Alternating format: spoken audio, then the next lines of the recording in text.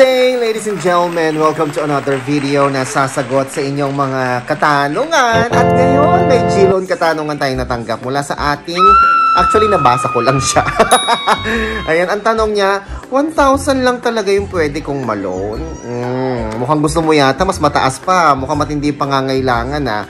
Ganun talaga yan. Sa una lang naman yan mababa, 1,000. Alam mo, kapag ka tinapos mo yung 5 months to pay mo na term sa G-Loan, aba, pwedeng tumaas yan. Magugulat ka na lang, baka mamaya 25,000 na yan. O, diba? Alam nyo, nung nag-start ako sa G-Loan, ang aking unang loan ay nasa 7,000. Pero itong huli po, ang na-loan na po natin, pangatlo or pang-apat na loan, nasa 25,000 pesos.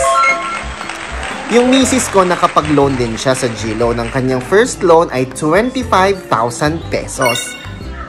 Nung natapos niya na yung 25,000 pesos niya, sad to say, bumaba yung kanyang eligibility from 25,000 pesos, naging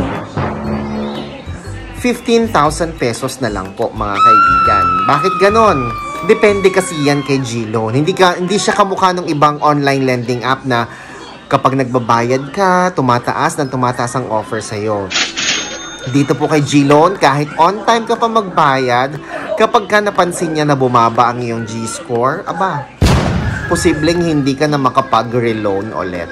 Or pwede namang bumaba ang iyong eligibility. So, i-grab mo na yung 1,000. Pero, reminder ha, huwag kang mag-a-advance full payment hanggat walang offer na binibigay sa'yo si G-Loan. Again, huwag kang mag-advance full payment. Yung kaka-avail mo lang. Tapos, after 2 months, after 3 months, mag-full payment ka na, or ilang days pa lang, mag-full payment ka na. Ayaw ni G-Loan ng full payment. Maghintay ka na offeran ka ni G-Loan ng advance full payment, saka ka mag-full payment. Ako po si Chico. Enjoy the rest of the day and God bless po!